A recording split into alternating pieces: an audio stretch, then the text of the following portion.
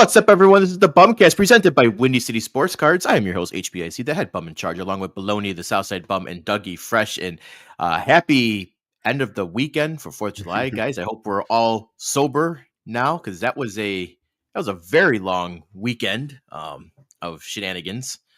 Felt like I didn't even know what day it was at some point. It was Saturday for 4 straight days. It was unbelievable. Yeah, it needed to end. I'm sorry. Yeah. I yesterday was a wasted day for me. I woke up around noon. Me and Dougie tied one on till about 2 a.m. on Saturday. Bad boys. And that was fun. It was, we guys were over for Sarah's birthday, and night's going through. We're sipping some bourbon, doing some beers, a couple shots of tequila, and I think it was around like 1 a.m. or something. Dougie's like, "I got a stout I haven't cracked yet. You want to crack it?" 15% stout. Oh my! And then it doesn't stop there. It doesn't stop there. I look at Jason. I'm like, we haven't played Plinko all night. And so we started playing Plinko with shots, and we both got the Malorted. It was a Malort one, and then there was Dougie did a vodka. I did a Jameson. I think I drank every category of alcohol on Saturday, so did not feel good. Yeah, sounds like fun. Yeah, you guys are enjoying each other's company. That's nice to hear. Yes. Physically. Yeah, you guys were playing with each other. We get mentally, we were pretty checked out. Yes. Yeah. So, Dougie, how you feeling, man? You recovered? Yeah, I recovered and everything like that. What I wanted to talk about was how disappointing the hot dog challenge is now on the 4th of July. Now that Joey Chestnut is back, and I know that we were kind of talking about it in the group chat, like, you can't even have fun with it. You can't bet on it because, I mean, the dude is just unbelievable. And no disrespect to, our local guy, Patrick, but he almost beat him by 30 hot dogs, He got lapped by hot dogs. Yeah. I mean, it was a bad scene or whatever. And, it was like, I don't know. I guess last year was a little bit more magical because, like, you're like, oh, somebody else is going to win. And it actually felt like a challenge. This is not a challenge. He has nobody underneath him. So I don't know. So I've seen this argument, and I saw this argument all weekend long. But to that, I say, I guess you guys just don't appreciate greatness. Because, like, were people complaining when Usain Bolt was killing people and Tiger Woods, Michael Phelps or Serena Williams? This is the type of greatness we're talking about with Joey Chestnut. When it's gone, it's going to be gone. So you got to appreciate it while it's there. And he's the greatest of all time. And he took like one, I don't even know what you would call it, the year suspension or sabbatical or why wasn't he in the contest last year? Because he was doing like the vegan hot dogs. That's right. Yeah. That's right. Yeah, he got sponsored. And they didn't like it, so they banned him. But I understand that it's not fun anymore. I mean, he's awesome. Everyone knows he's awesome. So I thought about this over the weekend, and I thought the way to like really fix this, you got to make it a sprint. You have to make it like a 100-meter dash. That's what's exciting about the Olympics. We don't care about the marathon eating. It used to be 12 minutes. Now it's 10 minutes. That's way too long. It's way too long for someone to lap him. But if someone goes ham, so I'm thinking 2 minutes. That's all you get. And then it's a sprint to the finish. I think that's the way they got to go about it. Well, you know what? It's funny you say that because like a couple people were sending me text messages over the weekend. Erin was actually one of them. And she was talking to me about the new TikTok, the viral challenge or whatever, the 1 minute Big Mac challenge. Have you guys seen that? She wants us to do that. No, yeah. So she sent it to me too. You got to eat a Big Mac in a minute? Yes. you start the clock at like 60 seconds. It counts Mhm. down, and you got to finish a Big Mac. And I Yeah. thought we'd probably have a heart attack. We're not the healthiest of bunches here, but we could probably all do it. Yeah, well, I just figured let's see what the fuck happens. Oh shit! Oh, okay. All right, let's get. Hold on, let me get. It's got a fresh Big Mac right there. Should Yeah. I go from 0 to 60 or start the clock at 60 and go down? What do you guys want to do? 60 seconds is 60 seconds. That's Nicolas Cage. All right, you tell me when you're ready. I'm gonna start the clock. All right. First bite starts the clock. All right. Ready? Let's go. All right. We're there. He froze for a second, but that's okay. We're doing good on that. Dougie just always has Big Mac spice. Like, what if he just does this every show and we just didn't know it? Whenever we play an ad, he just goes ham with some Big Macs. These TikTokers don't know what they got themselves into having Dougie Fresh enter the arena. Well, I saw someone do it, and it was an older gentleman. It was like someone's dad. He was probably in his 60s. And he did it like so easily. I thought like all of us could probably do it. Oh no, my clock. All right, we're down to 20 seconds. I had to mute his mic because Sam Reeves is going to throw up in the. How are you doing? 15 seconds long. 15 seconds left. I can't believe we didn't do like super chat for this. He's just doing it for the. He did it. Oh, he did it. Wait, he's got to swallow it. 4, 3, 2. I'm gonna give it to him. I think he got it right under the gun. Yeah. Right. It was in his mouth. Dougie Freshness killed it. Are you gonna die? Are you okay? You're choking. It was so damn dry. Wow. How long? What time did you pick it up? Maybe like half hour ago. Yeah, it's that. See, you have to have it. Like I got to in the car, right? You got to brush out the drive-through. It's gonna become so hot though. Like you got to make sure that cools off a little bit. Well, you want at the 60-second mark. That was pretty good. You need the little juiciness in the meat to water, sure, or you gotta do the chestnut style, and you gotta dunk the dog. Dunk the Big Mac in the water or whatever. You just gotta ask for extra sauce. That's what I should have done. That's extra what I sauce. Done. That was good. Yeah, that was impressive. I gotta send this to Erin now. That's one challenge done. Now we gotta put it on the TikToks now. Dougie's gonna go TikTok famous. He's gonna go, yeah. To be honest, I can't watch the hot dog eating contest. I get disgusted. You get by sickies? Just watching people just like scarf the food and like dip it. Like I'm like, can't watch it. Not my. All right. Not my, what about? I mean, I've always known you as more of a drinker than an eater. They also had a gallon lemonade drinking contest, and Eric Badlands Bookers drank that whole gallon of lemonade. And I don't remember what it was, but it was like less than like 30 seconds. Isn't it like, I don't know, like scientifically like impossible to do like a gallon or something? Because then like milk, a gallon of milk. Oh, milk. Okay, yeah, a gallon of milk you'll throw up, but lemonade don't matter. I just imagine like your stomach's just like Oh, well, have you ever seen Badlands? No, I have. Yeah. Was it with or without sugar? Picture.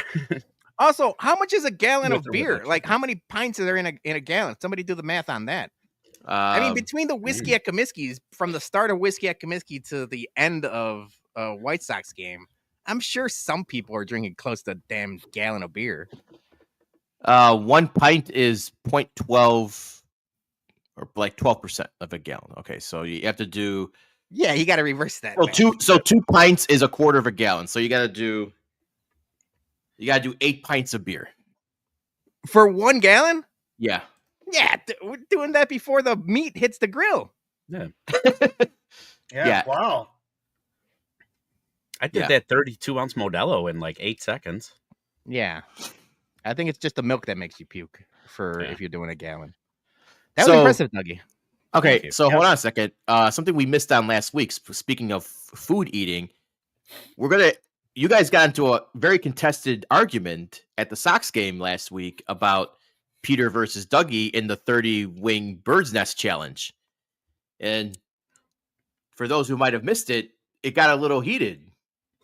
Yeah, we had a few 2 drinks. We were drinking a little bit, and it was a simple conversation that I think I like might have hit a little soft spot with Peter because he was pretty much like, you could house this and that, but when it comes to wings, I'm the guy. And it wasn't necessarily a soft spot. It's that, and rightfully so, Dougie, you've been the one doing all these eating challenges. You're the one doing the White Castles and the 999 and everything else. And when we were talking to White Sox Dave, this is how it came about.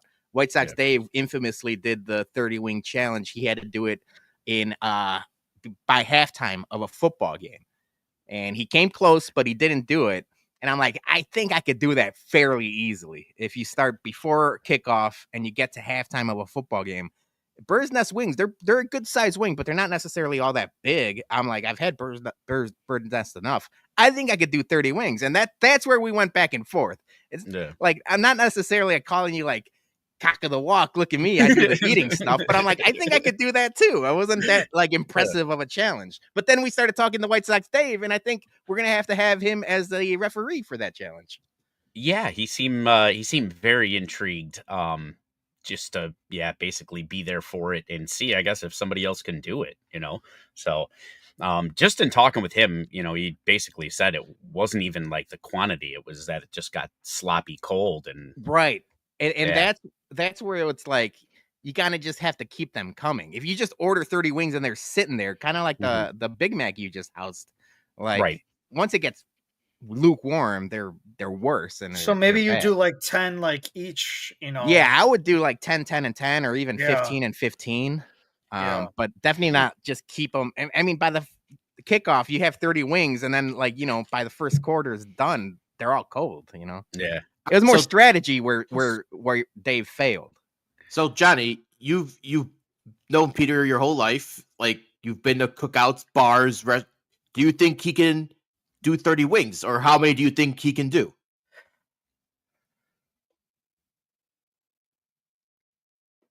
I mean, he says he could do 30. I believe him. I believe he could hit that spot. He could hit that 30 spot. Now, whenever we're going to parties or anything like that, it's not like we're having, hot dog eating contests every time we see each other. So I don't know exactly how much Peter can actually eat. I mean, I'll be honest. I don't think I could eat 30 wings. I mean, that's just not, I don't think I could do it, but I think he can. And especially, I mean, you got to think about it from the kickoff to halftime. It's a pretty long time as well, too. Yeah. You got commercials, you got timeouts, might be an injury on the field, whatever the case may be. It all depends on the time as well, too. You were looking back at the 999 challenge for Dougie, and he did it within the fifth, like it was like the fifth or sixth inning, right? So it all depends on how much, like if it's a quick, because sometimes football games go pretty quick. So you don't, it depends on how fast you eat. So you gotta keep pace. I have a little bit of hope that he can hit 30. So I'll say that. So just a little ground rules. Let's lay a little ground rules. Are we gonna, if we are gonna do like 10 at a time, we're gonna be allowed to switch flavors, or is it like one flavor? Yeah, a wing's a wing. I don't think I will switch flavors. Yeah, I think I'm just going straight buffalo, not like crazy hot, but just a regular buffalo, like probably hot, and go from there. But that leaves me the leeway if the the first 20 are going down pretty tough, maybe switch to something different, flavor wise. But I didn't plan on switching flavors. Okay, sounds good. Well, whatever you do, I'll do the same. I'm not doing Sam Reeves' challenge of the. I also think we could both do it, Dougie. Celery. This wasn't necessarily a me versus you thing. It was more of a we could both probably do it. All right, but now it is a me versus you. Yeah, let's go. Now I'm just gonna have to outspeed you.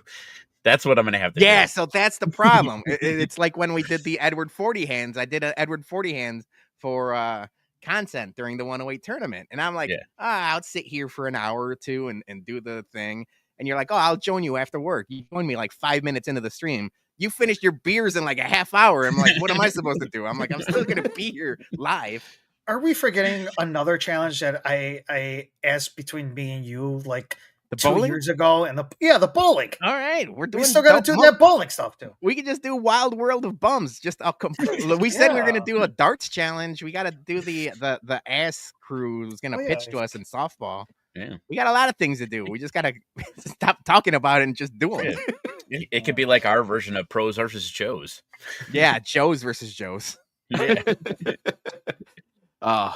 All right, before we get to some Sox talk, Johnny, you had a nice weekend up in Wisconsin. Yeah, being Missy, we went up with her family up to Wisconsin for the weekend for 4th of July. Her family was there, so it was definitely a great time. I definitely had a very good time on Friday because I guess apparently had a bunch of truly, I forgot what the hell it's called, Trulies. And then I also mixed up some whiskey as well too with my drinks, and I ended up towards the end of the night having her brother-in-law's do air guitar to Freebird. So that's kind of how my Friday night went, and it was a good time. Air guitar, you know what? Yeah. I've actually seen that on ESPN The Ocho. They do like the air guitar championships. So that's a good question of the week. Which song would you air guitar to? Like if you had to air guitar to it. And Johnny, I know you have a real guitar, but we're talking air guitar. Well, I mean, Freebird was a good choice. Freebird is. I would say Freebird.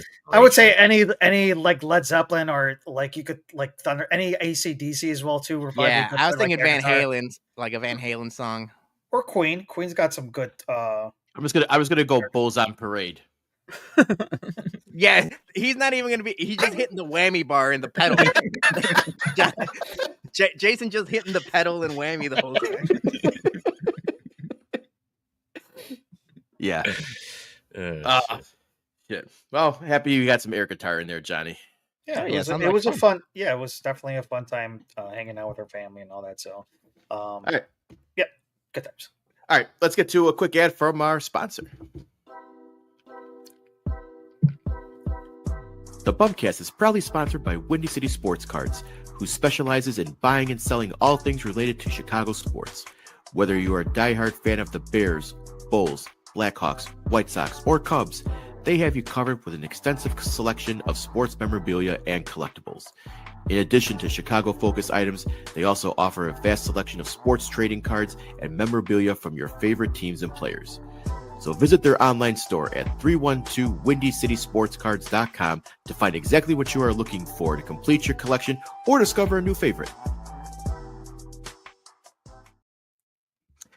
And we are just less than a week away from the World Series reunion autograph signing at the Hyatt Regency McCormick Place Hotel. And as we mentioned last week, ticket sales are closed now for the autographs. So Friday was the last day. We hope you guys got all your tickets for who you wanted to see, because it's a star-studded lineup. As you can see, we got Hawk there, and we're gonna have Jose Contreras, Juan Uribe, John Garland. AJ is gonna be there, and it's just we got Freddie Garcia. Get your autographs, get your World Series memorabilia signed. We will be doing the live show in person, so come. We'll be right by the World Series trophy. Come by, say hi. We'll be there for a couple 2-3 hours, and we'll be just talking all things 2005 White Sox and going down memory lane. And we'll be the entertainment while you wait in line for your autographs to sign the Coke cans. Yeah, it's exciting. I mean, it's exciting we're all suckers of nostalgia, right? And there's like no better, if you're a White Sox fan, there's no better event than just having most of the 05 team there. So yeah, we're going to be talking about our memories from the 05 game. We might be doing a little man out of the street and some trivia, some fun things like that. But it's going to be an awesome time. It's going to be an awesome weekend. I mean, it's going to be an awesome weekend on the south side of Chicago with the Burley statue unveiling and then the bobblehead giveaway on Sunday. But I'm really excited for this event. So thank you to Elite Icons and Windy City Sports Cards. Yes. All right, so let's get into some Sox talk. So we got to talk. Let's start on a sad note, as everyone saw that we lost a member of the 05 championship team on Friday. Bobby Jenks passed away at the age of 44 from his battle with stomach cancer. And I mean that it sucks to hear that he's so young and that just get that aggressive stage 4, and then he tried to do the stem cell and the therapy in Portugal for it, and he fought as long as he could. But we're gonna miss him. He was obviously just a great part of the White Sox lore. He's a legend. He's always going to be have a place in Sox fans' hearts, and I feel horrible for the family and his teammates and everyone else that was in his life. Yeah, it's just a sad situation. I mean, obviously the news broke a couple months ago, or like we had found out a while ago, but like like as we're gonna talk about later in the show with Bums and MVPs, but fuck cancer, right? Cancer is a fucking son of a bitch. But he fought as long as he could, and it just embodied the way he pitched, right? Like that's the one thing I'm going to remember. And it sucks that it takes something like this to happen for you to really go down memory lane, because obviously I'm never going to forget Bobby Jenks. We're never going to forget him. But this weekend, I went down a deep rabbit hole of just like, I probably watched every single highlight Bobby Jenks compilation on YouTube, and you just forget how fucking dominant he was. Yeah. Like that nasty fastball. And then that curveball. The curveball was the thing that I did not necessarily forgot, but when you see it live and the 12-6 hammer curve, man, out of it, and he just makes people look silly. And so I went down a deep rabbit hole on YouTube and just watching all of them. And like I mentioned, I mean, it sucks that it takes something like that for you to kind of remember that, but there was a lot of really good tributes. I know Lil Tina from Southside Sox did a really good like encapsulation of everything. But yeah, it's just something like all of the 05 guys you're never going to forget. But he won because he's, I mean, for all intents and purposes, he's our age, right? Like it's very young. Yep. It's very sad. But it's like he played with, I guess I want to like not pigeonhole, but like combine Burley and Jenks into like they played like fun. Like it looked like they played with like you're a kid again, trying to, and that's something you wish of all of your professionals. I mean, we've been White Sox fans for as long as and the last couple of years has been brutal, and it's like you just need a couple Bobby Jenks, you need a couple of Mark Burleys on your teams just to make things worthwhile. But yeah, he's a legend. I remember the Sox that year had a couple closers on that team. Dustin Hermanson. It was Shingo then. Shingo Takatsu, and then obviously when we got Jenks, I think from the Angels farm system. But what I remember the most, and obviously we're all going to talk about World Series here, was game 1 and game 2, because game 1 when he faced Bagwell and just ripped those fastballs, and obviously that was like the game, he did what he did to close that game out. And then game 2, came around, and it slipped out of his hand. It is what it is. But what I liked about it is that everybody rallied around him when Pasenda hit that home run, and Ozzie was coming to him and talking to him and saying like, hey, like, don't worry about it. We need you. Let's move on. And everybody was like around him, and because they knew how valuable he was as a closer.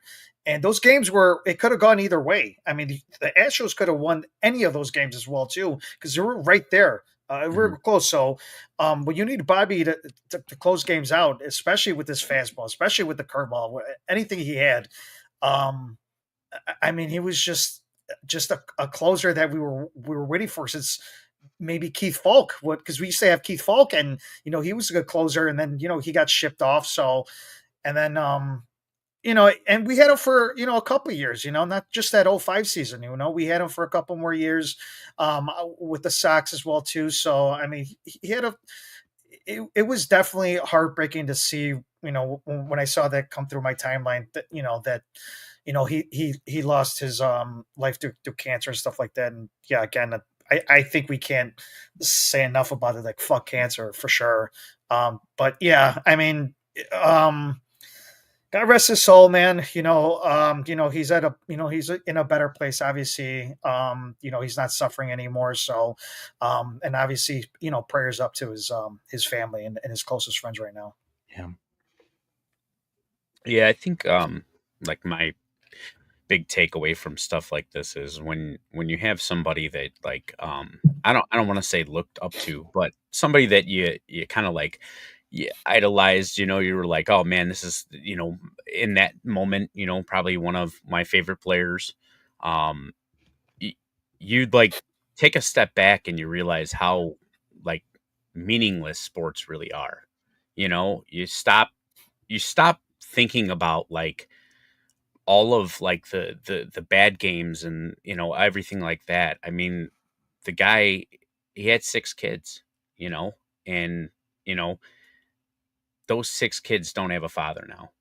And I think that that's one of my big takeaways is, you know, we get upset with a lot of stuff, but at the end of the day, we're still alive. We're still, above ground. And sometimes you just got to realize that that's what life is about. Life is about living, and you don't know when your time is up, and this is, unfortunately a reminder of that.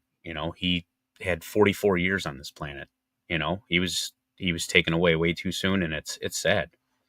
Yeah, it did like those late 2000s. Like when he was just retiring the consecutive batters. He had the 41. streak. Yeah, 40. Yeah. Then Burley broke it.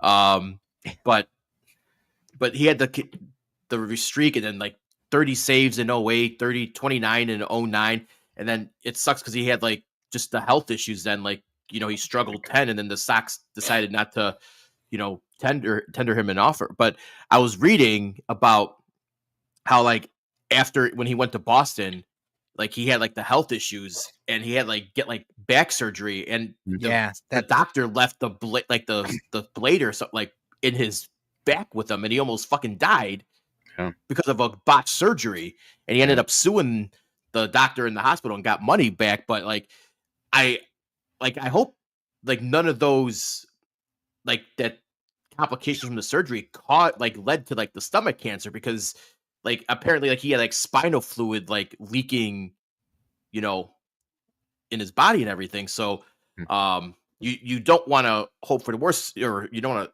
like think that's what it was. But like if it, man, that I pray to God that wasn't the cause for leading to the stomach cancer, because that's a shitty way to Jay, happen.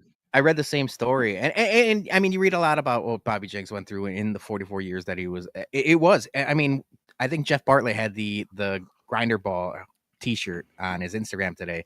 That's what Bobby Jenks was. He was a grinder. I mean, he went through some hardships in life way before he even got to the White Sox. There was substance abuse issues, there was family stuff, there was the surgery stuff. All of that was an up and down thing, and the fact that he found happiness late in life being a head coach, he talked about how the Thunderbolts thing really brought him back.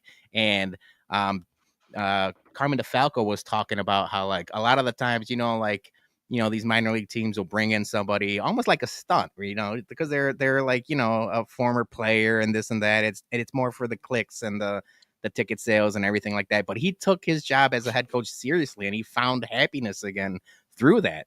And that just embodies him. It embodies that he was a grinder. He went through all of the ups and downs in life, and he went fighting all the way down into the end. Yeah. Oh, sad to see him go. And then it's going to be kind of touching on Friday when the 05 championship. This whole weekend is going to be. It's going to be. It's taking a somber tone now, and I know Chuck Garfien talked about like he really wanted to try to make it, even with all of his health issues. He talked about trying to make it this weekend. So yeah, it's definitely going to take a somber tone. But that being said, it's still, we're like anyone that passes away. You take away the good memories, and that's what lives on forever. You celebrate life, yeah, exactly. Yep. All right, so R.I.P. to the big bad Bobby Jenks. So bad Bobby Jenks. Yep. All right, so in other Sox news, Colson Montgomery, Peter, I do the farm report every week, and you're like, I don't care about Colson Montgomery until he starts doing something. You got caught up. He's doing stuff. Do you want to take back anything negative about Colson Montgomery? Not yet. It's trending up. I got a glass, and this is not on purpose. This is not a shtick or a gimmick. This is I got my glass half full of Ramova, other half beer. I'm drinking the super fun, and that's how I'm thinking about Colson Montgomery. We talk about this a lot on the show. We have takes. Obviously, when we sit here and we talk about the Bears and the White Sox for 240 episodes almost, we're gonna have some right takes. We're gonna have some wrong takes, and hopefully you find yourself somewhere in between. I hope that Colson Montgomery proves me wrong. He's proven me wrong in the short stint he had with the White Sox right now. He looked awesome. The catch he made was a highlight reel catch, number one on ESPN, and the other thing that stood out was the arm that he has. He's got some zip on that arm at shortstop. So like the batting is where I'm unbelievable. I expected him to either strike out like the entire weekend, and he didn't. Now I want to see him do it against someone that's not Colorado in Colorado, because it's the same thing as our guys batting in Charlotte, where it's like a hitter's ballpark. And Colorado is atrocious as a baseball team. So yeah, you could only play. That was a good move by the White Sox. If you're gonna call them up against the worst team in a hitting friendly environment. So that was great. That was great by the White Sox. Now it's like, what we talk about with the Bears, like you could only play who's on your schedule. He did great against Colorado. Now let's see it happen against the other teams. And then prove me wrong. I'm excited about it. The moment that I was sold was watching his promotion video when he dropped 17 and a half fucks in the video. That's guy. I like that. That's when I was like, he's my guy. He's my guy. So I couldn't watch the game, the 3-game series at all for some reason. I don't know if when you're out of state, out of market. Yeah, you can't watch it or anything like that. But Andrew Vaughn on the Brewers and his 3-run homer he hit today. Well, that was today, but I didn't. Yeah, Vaughn hit a homer. Vaughn hit a homer. Yeah. Now everybody in Brewers county's thinking he's the next Robin Yount or something. But yeah, I didn't get to see any of his at bats, but I did see those clips. I did see like that catch. Everybody on the timeline was putting it out there, and obviously before we came on here, I saw him got a good play, almost a double play, get it to my draw, but he stopped the ball so in the infield. So I like his glove so far. That's pretty good defense, and I like the way he's going with that. He's going to have to get accustomed to the batting. I mean, it's and my thing is that just give him that time. Just don't do like what they did with Tim Elko, and I could understand with Tim Elko struck out a lot. I get that. He looked lost. He looked lost. He needed. I want to see him. If you're going to call people up, let's see what they could do in a couple weeks and see how that goes. If he does bad, send him down. See if they could fix him. This is good. This is his first thing at the MLB, so it's not like the end of the world if it doesn't work out this time around. And hopefully it's not that much pressure on him. I know everybody's hoping he does well because he was highly touted pick, but I'm kind of with Peter right now. I'm kind of with some of the people who are like, oh yeah, he's the greatest thing right now. Let's just see how he does. So I don't want to put too much pressure on him. So he did get on base twice already in today's game. He took a walk and then he reached on a throwing error. So just get up. He's getting on base. That's what you want, right? But obviously we saw his first hit was a RBI triple. That was really cool. But that triple would have been a home run in 30 or in 25 other ballparks too. So that was hard hit. Yeah. That's okay. I didn't get to watch the game on the 5th, but yeah, that's awesome. But yeah, he's got 5 hits, 2 RBIs already. So he's not striking out. He's only got two Ks, so he's not being egregious striking out. So that's what it was his bugaboo in the beginning of the season in Charlotte, when I just put the K counter on every farm report and it'd be like striking out 10, 11, 12 times. Yeah. So, good for him so far. It's good for him and it's good for everybody. It's good for our sanity as White Sox fan, because like I mentioned, we were already a lot of us were counting him out. And if he does turn it around and he does become a productive member of this ball club, that's just another piece of the puzzle. That and it's a huge piece of the puzzle because you were counting on this guy and everyone was ready to toss him out. So like if he turns it around, like which he looks like he's doing, that just makes this team. And now I'm going to toss the R word around, the rebuild.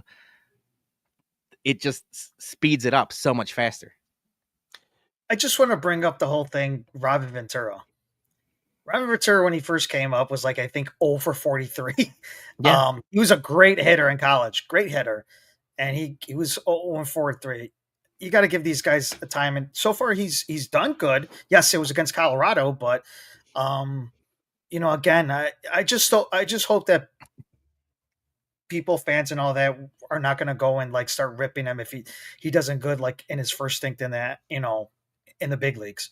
This is his first time. So, hopefully he doesn't have to go back. Hopefully he does well and hopefully he figures it out. So all the best for him. I'm really rooting for him because I think that it's been a long time for Colson to come up to the big leagues while everybody else has. And, now's the time. Now's the time to shine. He's doing it with his glove right now. But yes, it's the hitting right now that you're going to have to see what he does and how he moves along with it. I think the White Sox also nailed it timing wise too, with it being so close to the All-Star break and everything like that. Yeah. It'll give them a good time to acclimate and, not, have that major league grind, so I think that not only calling them up for the Colorado series, but also so close to the All-Star break, I think both huge benefits. Yeah. So my question to you guys is do you think Colson now is going to stay at shortstop? Because there was some talk maybe about moving him to third, because we kind of needed a third baseman at the moment. If Miguel Vargas is going to be playing first, then we talked about the whole lineup things eventually. But great play at shortstop. Peter, you mentioned the arm on him, and I'm just wondering if eventually they might try him out at third base so they can get Chase back over at second or at short.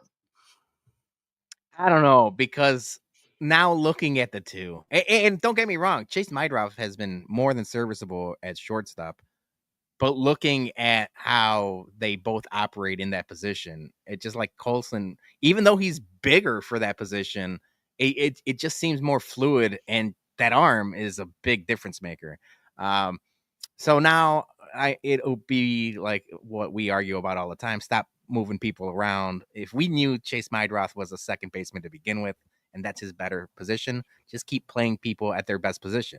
You put him there, you don't have to worry about it. You put Colson at shortstop, you don't have to worry about it. Vargas is the one that I thought maybe can move to first base in the long term, but he's a good third baseman too. And like you plug him at third. If he gets, if he's got to turn it around. He's been struggling of late, but I have a feeling he can.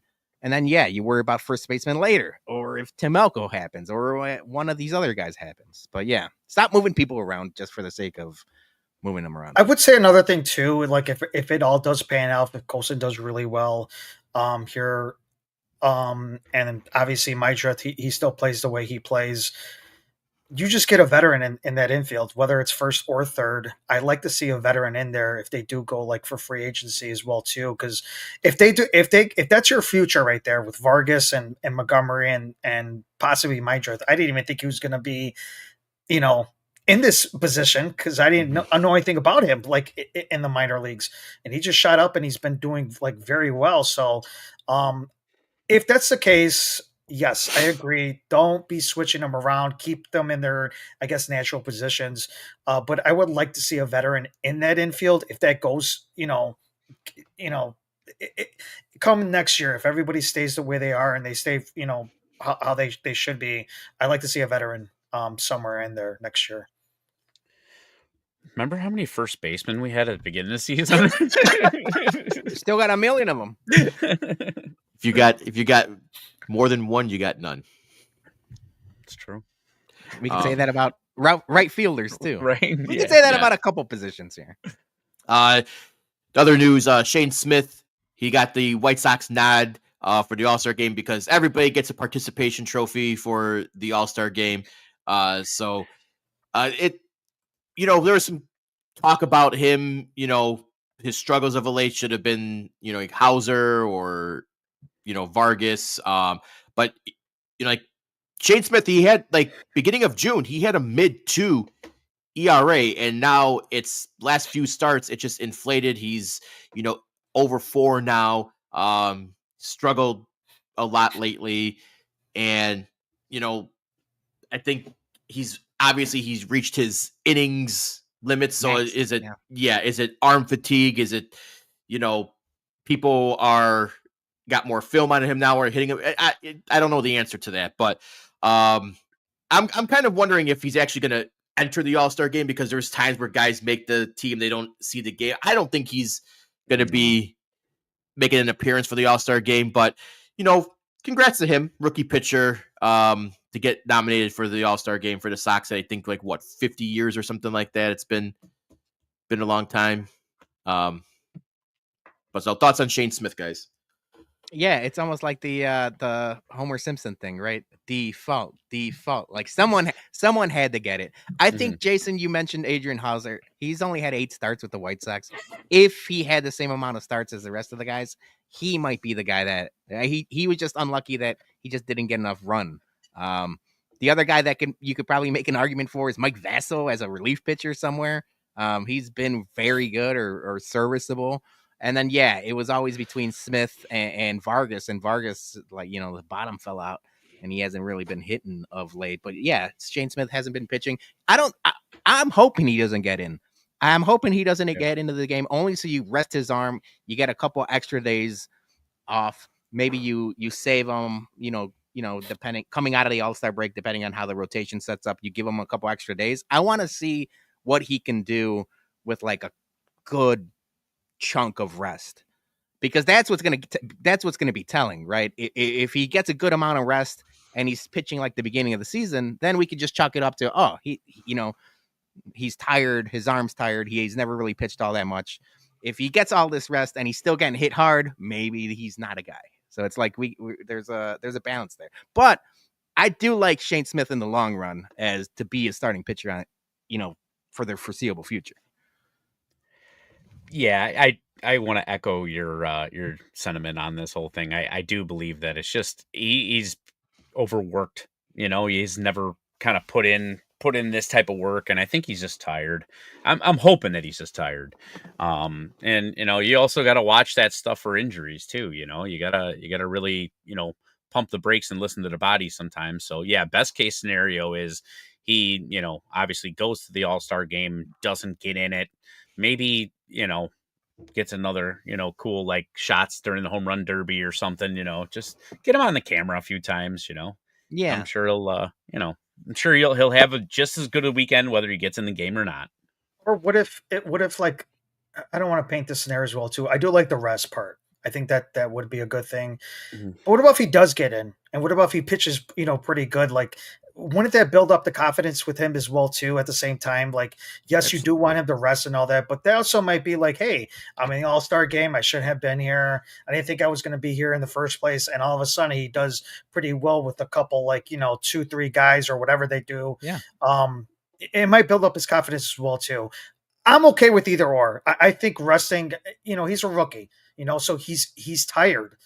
And he doesn't have the innings to go that far, so it's going to bound to happen. But either way, I'm okay with it. Congrats to him as well too. I mean, that first half of the month or two that he was doing well, I mean, he was doing great. So hats off to him. I'm looking at his numbers right now. Right now he's at 83.2 innings, and the most he's done was last season at a total of 94.1. So he did 94 innings over a whole season last year. And now he's at 83 already, halfway through the season. So he's getting up there where to me, it seems like it's more fatigue than it is, the stuff, because his changeup is still nasty and it still can get people out. But, he's just, the Sox are going to have to figure out something if they're going to shut him down or skip a couple starts. And not just him. Cannon's coming back from injury. There's a lot of young arms that haven't pitched all that much. We've talked about this in the past. Get weird with it. 6-man rotation, 7th-man rotation. A minimum of do the 15 starters. rotation.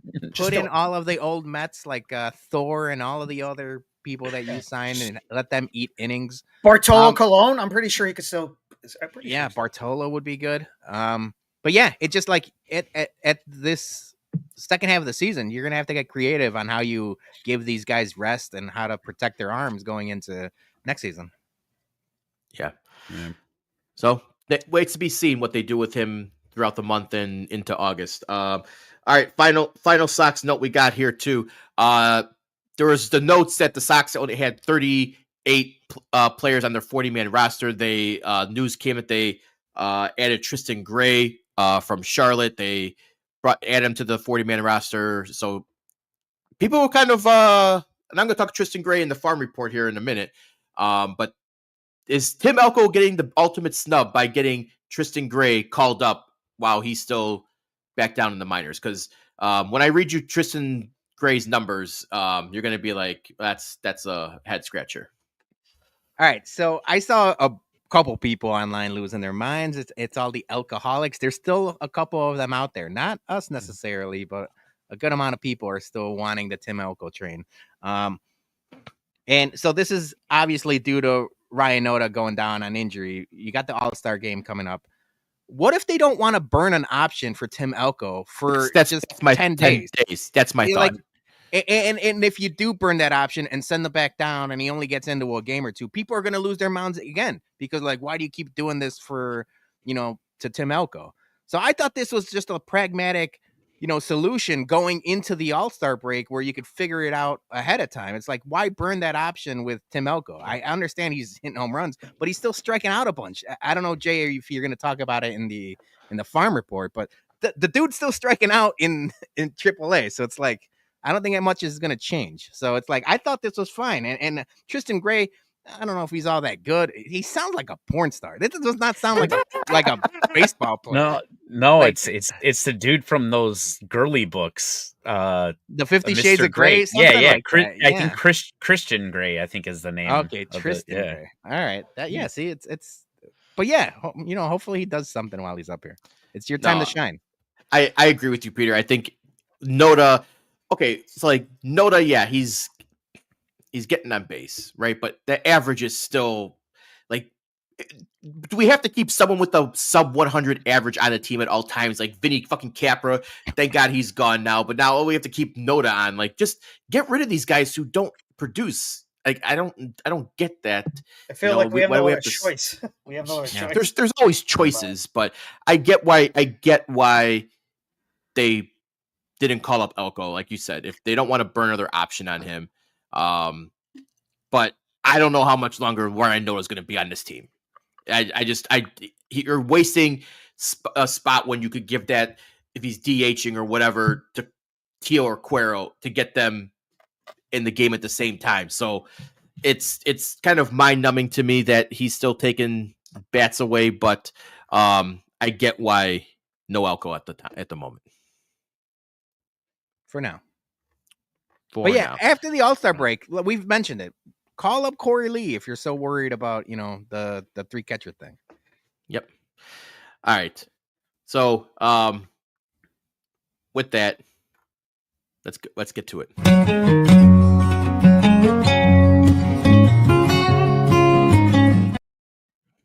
All right, it's Down on the Farm with HBIC, presented by. Can I say something real quick?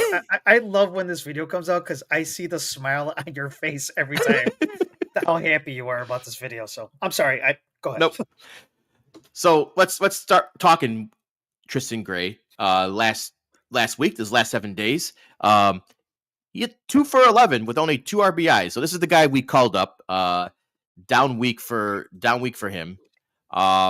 In the last 15, if you look at the last 2 weeks, he's still hitting about 185, struck out 10 times, and 6 RBIs. So not tearing the cover off the ball in Charlotte by any means. He is listed as third base in Charlotte.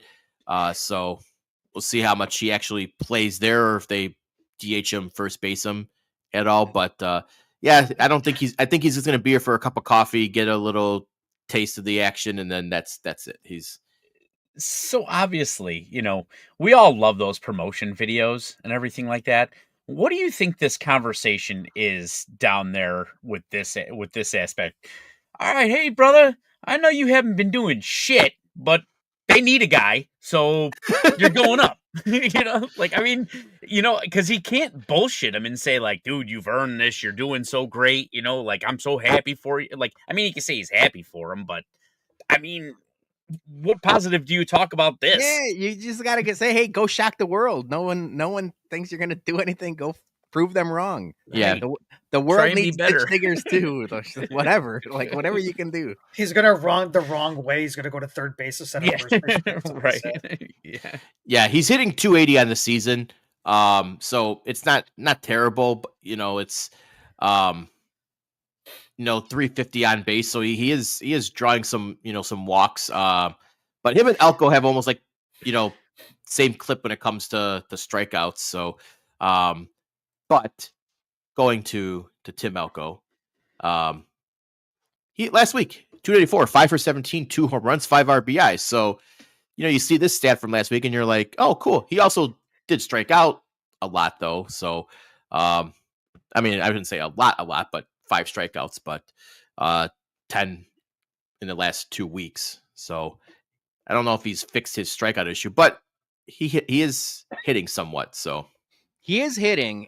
I did see that he's still striking out at like a very high percentage. I saw that this morning. But that's who he is, and maybe you got to kind of have to deal with that because Ryan Noda was striking out at the same percentage up in the big leagues anyway. So it's like if you're gonna strike out at the same percentage, you might as well take the guy with like raw power that might hit a couple home runs every couple days. They did it with Adam Dunn, so how come they can't do it with Tim Elko? Yeah, so that's the thing is like they just have to. I mean, obviously, hopefully he brings that down, but at some point maybe you just have to deal with the strikeout clip. I mean, we always say strikeouts better than a double play, right? We've seen too many Andrew Vaughn double plays, so what do we miss? Just I'd rather have you strike out. All right, next up, Corey Jukes, 263, 5 for 19, 1 home run, 2 RBI. So a pedestrian week for Corey. Again, he won't be coming up anytime soon. Oh well. All right, onto the pitching side real quick. Noah Schultz, 4 innings pitched, 5 hits, 4 earned runs, gave up 2 home runs, and only struck out 4. So better than slightly better than last week. He only went 2 innings last week, but still getting hit. He's still getting hit a lot. So maybe it's another thing with the innings limit. I know they tried to limit that with him, but hoping for a better end of rest of the month. And I want that Birmingham start with him where it's 4 innings, like 2 hits, no earned runs, 7 Ks. That's going to be tougher in Charlotte. It's going to be tougher in yeah. Charlotte, and it's also going to be tougher with that. Like I think Tadahito, a couple of people mentioned it. It's a different baseball that they're pitching with, so that's going to take a little bit of time for him to get used to. I want to see Noah Schultz line in a couple weeks. I still think there's a possibility of a September call up for him. Maybe out of the bullpen. Yeah. But yeah, he's still getting hit pretty good. So. Yeah, he's got 11.91 ERA right now in Charlotte across 3 games, and that's only 11 innings pitched. So he's giving up almost giving up about 1.5 runs per inning. Yeah, I mean, you know what, and that's expected in Charlotte though. I could deal with him giving up 2 home runs, maybe not in 4 innings, but especially in Charlotte. But one thing that I would love to see is those Ks go back up. So those got to follow. Yeah, give me back up to 7 to 8 Ks a game. I'd love to see that. All right, down to Birmingham, Hagen Smith. He went 2 2/3 innings pitched, gave up 1 hit. It was a 3-run homer. He gave up 1 hit. It was a 3-run blast. But he did strike out 5. So you get beat with the ball. Well, you get beat with the long ball sometimes, but that's his second start back after missing time, resting the forearm. So one mistake. Sometimes that happens, and it'll cost you. But he's another one of the guys where I know they've been resting. They've been a little bit more precautious with him. It's another guy that maybe, hopefully, September we see him, but we'll see. Yep. And finally down to Winston-Salem for Braden Montgomery. Bad week for him. 2 for 21, and he had one of them was a double, 11 Ks for Braden. So, brutal week down there in Winston. And he rocketed through low A. We said he's been up and down in high. I think at this point we might see that this is where he stays for the rest of the season, and maybe next year starts in Birmingham out of spring training. What if he takes a trip to Arizona? Worked with the last Montgomery. Oh.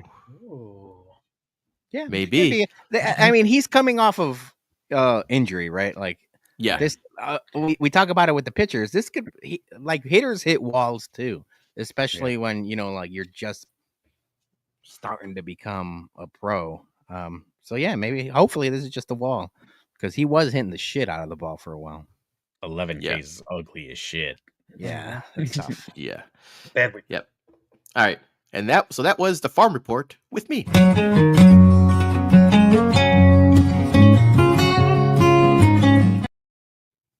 All right. Before we get into some headlines here, we're just going to play a quick ad from Elite Icons. Elite Icons is your #1 source for quality and affordable jersey framing. You can trust their products and services to be genuine and of the highest quality, backed by their extensive industry experience. They offer custom jersey framing at the most competitive prices in the nation. Additionally, they host several public and private signings each year, featuring your favorite players. Regardless of the sport or project type, they can frame it. So visit them at eliteicons.biz or call them at 630-863-0647. All right, it is time for headlines. So, Peter, what do you got for us this week? All right, first headline is something big, something I've been looking forward to for the better part of 16 years. I know Johnny was doing the same thing. Big concert in Cardiff, Wales. Oasis is back, baby. First time in 16 years. The brothers Gallagher are back in action. I know I watched like all of the live streams I could. I was all bootleg, people like in concerts and different things like that. But they released a couple of like official videos and really good audio stuff. They sounded great. The set list was awesome. Johnny, I know me and you are very excited about it. Do you guys, as Jason, maybe I'll call you a casual, or Dougie, do you guys give a fuck about this? Because people were calling this now that they saw the people in the audience, dads crying, people hugging each other. They're calling this the Eras Tour for dads. And I started laughing, but it's very true. It really is the Eras Tour. That's an apropos analogy. So before we get to Johnny's thoughts, do you guys care about this? Yeah, I'm happy for them coming back. I was always a big Oasis fan in the 90s, and I wouldn't say I was like the most diehard Oasis fan, but I know the lyrics. I sing along. I'll jam out. If tickets were made available to me, I would definitely go. I wouldn't turn them down. I'm not going to pay secondary pricing for it, but if I was offered a face value ticket that was reasonable, I'll go. I'm happy for him. Just don't kill each other on stage come September. August. Yeah, dude. That's the one thing, and I know I was talking with a couple people on Saturday about it. I'm fearful for it because they are way too happy, lovey-dovey right now, and the hugging and the holding hands and they're embracing themselves too much. I was hoping to see them like 300 yards apart, just jamming away, like restraining order. Yeah, yes, like maybe I still can't fucking stand you, but we're running out of money, or some shit like that, But yeah, that's the only thing that scares me is like it's a little too close right now. Johnny?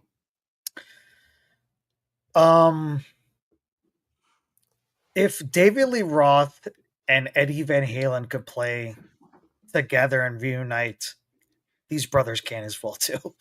I mean, you've seen it plenty of times. Reunions happen. Some of them are like they will never ever get back together. Like I know Journey, you'll never see those guys get back together. There's like real big strong hatred about stuff like that, or some other bands, but I think they know how big this is.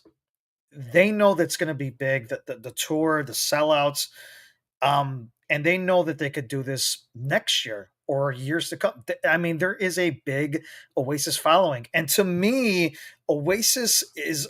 I don't know if I was talking to Peter about this. I don't know who I was talking to about this, but the era of like those huge concerts, when and it's still around. I mean, you still see AC/DC, Ozzy Osbourne, he's done. I mean, Yeah. you're seeing a lot of these bands.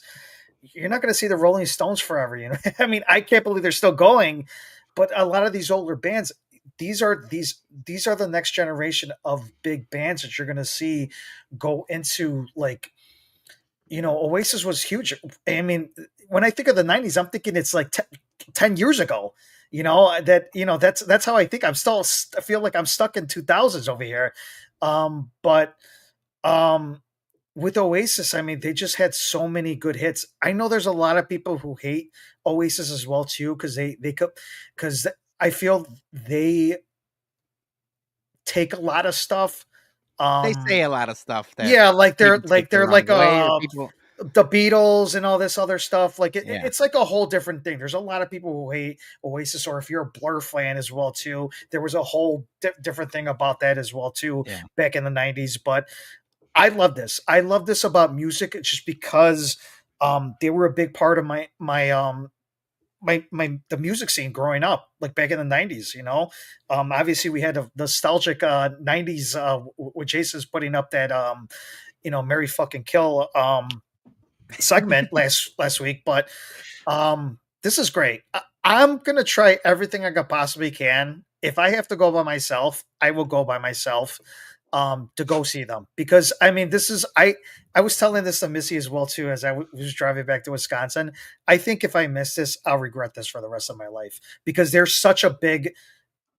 so big for me. I love Oasis. I have a lot of their stuff, and I'm just trying to, like I said, I think I would regret this if I missed them. Yeah, and Jose saying I didn't think I would see this in my life. I think that's why it's so big. I think that's why it's the Dad's Eras tour or whatever, because for the longest time we said, "Oh man, I wish they come back. I wish they," but it was never going to happen. But what benefits them is the fact that they're brothers. The fact that their kids get along and hang out with each other on birthdays and holidays and everything else, and their mom is still alive and they still hang out with them. They don't talk to each other, but there's rumors that they hung out every Christmas at their family's house because they had to. And it's the same thing as any other family, right? You might not get along with all your cousins, but on Christmas you sit down and you hang out with your grandma and your parents and everything else like that. But the fact that this wait has been so long is, I think that's the novelty. If they were around since like 2009, this wouldn't have mattered. It's the fact that it hasn't happened in 16 years, and that little possibility that Dougie says that it might not happen ever again, because one little thing can set them off and you're never going to see it again. So it's like, you got to get there while you can. And I think that's why people are like, whoa, we got to do this. So are you going to cry?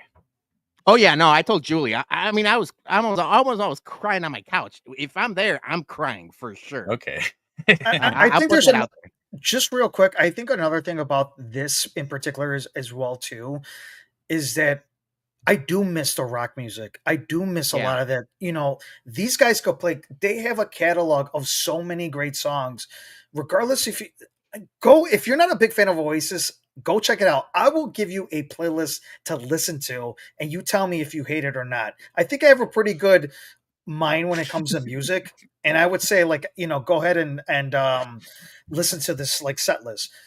But I think, I don't know any rock music there is right now that's like, oh wow, these guys are going to be great when they're going to be around for a while. I can't see that with anybody right now. And I feel with this concert, it's good for a lot of people in the 90s and all that, just because they bring that rock music back. You're not going to see Nirvana. I mean, Pearl Jam's still around, but a lot of these bands, they're gone. The drummer left today.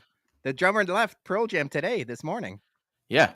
Okay, then Yeah. there you go. So I mean, but Pearl Jam's been around for a while. They've been playing concerts, Yeah. and the drummer. I mean, I'm sure they'll be able to like They'll manage. replace. Yeah, they'll replace it. They'll be fine. But Metallica's always big. I know that Mike was talking about he went to Denver to go see Metallica over there. Those concerts are. I'm not saying it's a dying breed.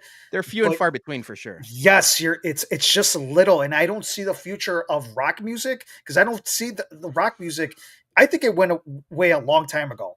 I think after a certain point, rock music just died to me, and you don't have those bands. So I think with this Oasis, I think it's a really big for a lot of like rock fans, especially around the 90s. Yeah. I do want to say, Peter, you mentioned you were watching like the bootleg streams of the concert in Cardiff and everything. I have to tell public service announcement for people. If you're going to go to a concert and you're going to take video, whether it's for your personal collection or to bootleg the stream, either stand the fucking still or don't record at all. Pick a lane. Yeah, no. If you're doing this, Blair Witch style. And that's the one thing. Yeah, Jason, I'm glad you mentioned it, and that's the one thing I will mention. Now, this is going to be my old man yells at clouds thing, because I was on my couch enjoying the fact that all these people were streaming it, and I was able to find it on YouTube and Twitter and everywhere else. But the one sad thing about it was these motherfuckers haven't been around for 16 years. People waited their lifetimes for this concert, and when they open and they show up and they hold hands and they start that first chord, all you see is a sea of phones. Like, put the fucking phones down and just enjoy the goddamn concert. Yeah. So that's what I'm going to do. I'm going to take maybe one picture of me at Soldier Field, maybe a picture with Julie, and I'm putting my phone away. You won't see any of my stream. I ain't streaming shit. I'm going to be there crying and enjoying the concert. So for the love of God, please just enjoy the show. For SPF, I seen he said KMFDM. I actually seen them. They're fucking incredible live, and I saw them at a it was somewhere in the city that they have a bunch of arcades. It's not Funkoland. No. Like you could play pinballs and the pinball games and all that. And they had like a little concert section, and I went to go see KMFDM. No, it's not one of those, but I went to go see them. Bottom Lounge. It could have been. Now we're just guessing. No, yeah. Bottom Lounge got a ton of pinball machines all over the place. It could have been. I would have to look back at where placed, but I saw them live. They were incredible. All right.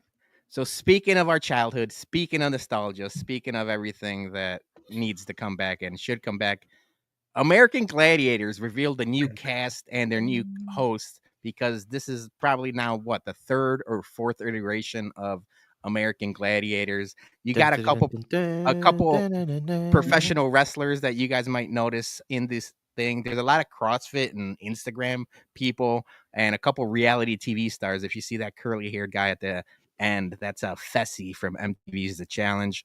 But the cast and the host, the main host is going to be Mike the Miz Mizanin.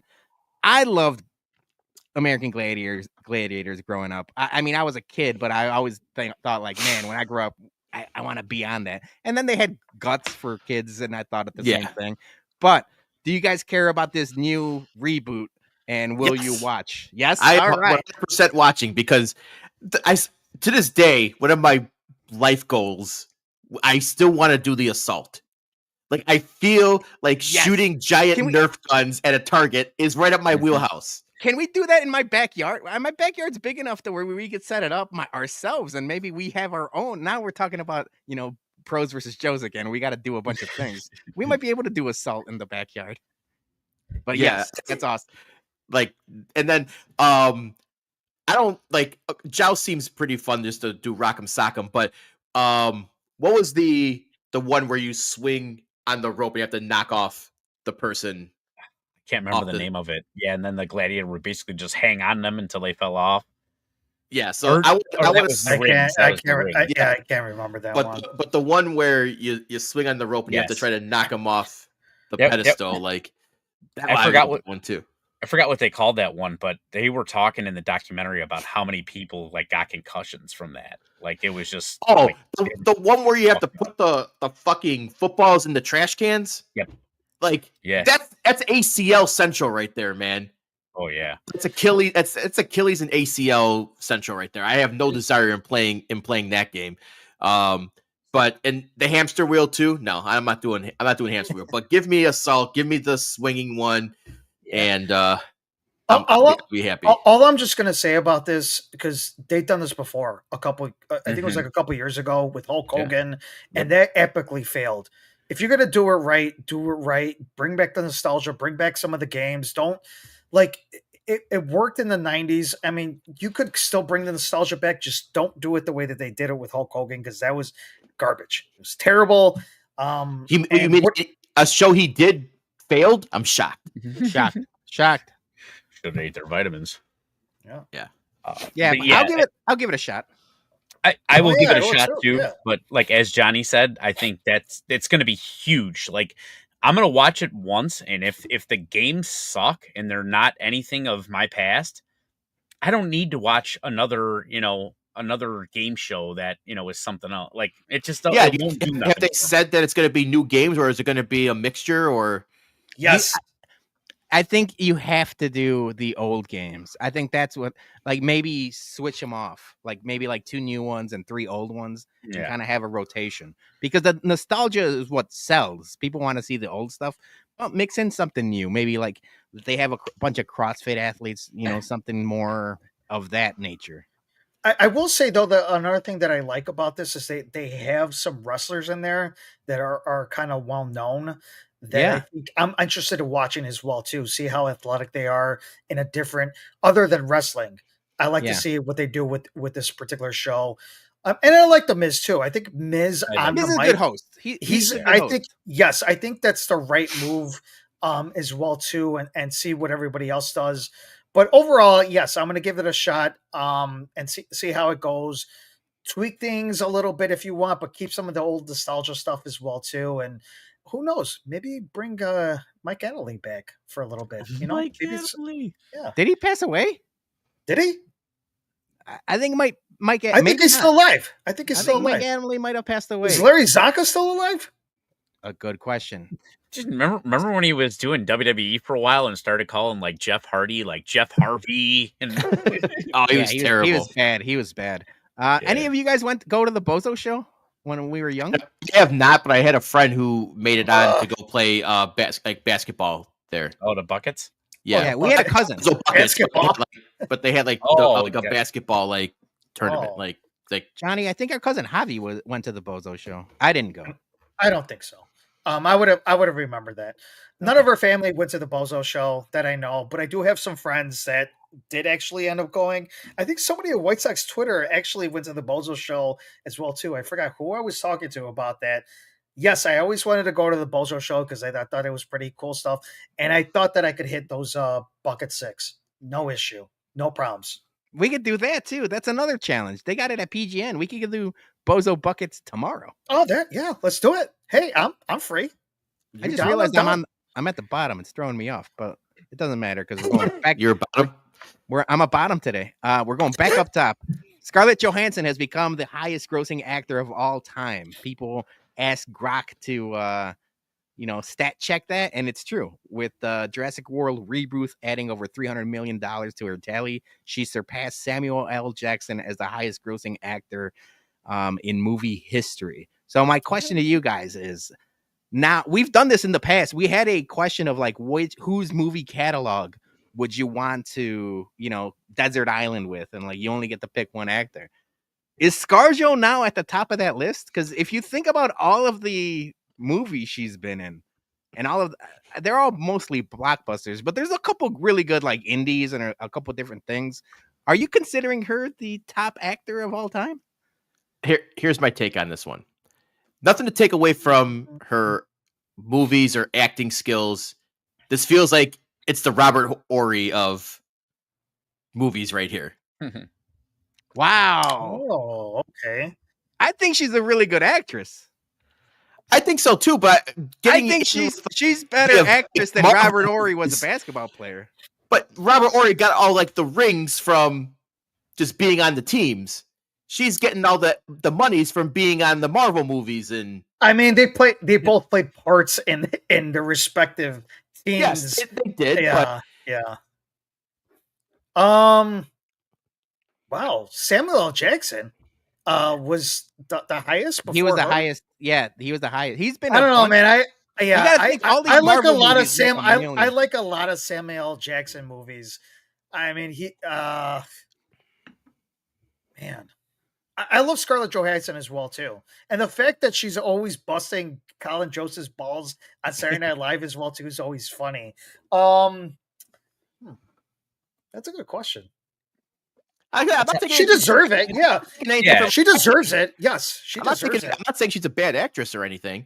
No, she deserves it. Yeah. I think what Jason, because of being in Marvel movies, it's all about a product of the time. You know, I mean, movies are making more money than they ever have. You know, so it's kind of like, is the question even relative? You know, like, I mean, would I consider her my desert island actor or actress? No, I wouldn't. No. It's like a real simple answer. No. Like, just because she's been a part of like blockbuster movies, like, would you compare her to, like, okay, this is like the same thing with Samuel L. Jackson. Would you compare him to what's the next best actor? You know what I'm saying? I guess it depends what we're at. Like, yeah, that's what I'm saying. Grossing and awards is completely different, right? Because like DiCaprio has never made a blockbuster. He just does a bunch of, you know, artsy fartsy, and then what's the director's name? Scorsese movies. Yeah, so Scorsese. like he gets all of his credits from like actual, and same thing with like Daniel Day-Lewis. You can't compare the two. But if you're asking me, you know, you only get to see one actor's discography or filmography. Jurassic Park, and now the Avengers, and The Island was good, and there's a bunch of like good like independent stuff she's been in. She was the voice of Transformers. She's stat padding with the Transformers voice. She's been in Sing 1 and 2. Those kids movies make $1 billion each, stuff like that. So it's like she's got the stat padding is there. By the time her career ends, she might be way above everyone else, because Samuel L. Jackson, he's only got a couple 2-3 roles left in him. No, I get it. Yeah, no, I mean, I'm not discrediting what she. Yeah, I'm not discrediting anything she's done, because I love Scarlett Johansson, love her acting and all that stuff like that. Like, again, always loved her, even on the Saturday Night Live stuff when she hosted, because she's a 5-timer as well too. 5-timer. Scarlett Johansson. Yeah. So she's a great actress. I love her. But I'm trying to think. I didn't see Jurassic. Was it Jurassic World or Jurassic? It's the newest one. It just came out. Did you guys see it? Yes. Was it good? I liked it. Julie liked it. I think it's gotten more decent reviews than bad reviews, but I've seen both. I've seen really, really good reviews saying like, oh, they knew what they were doing and it's just like a popcorn flick.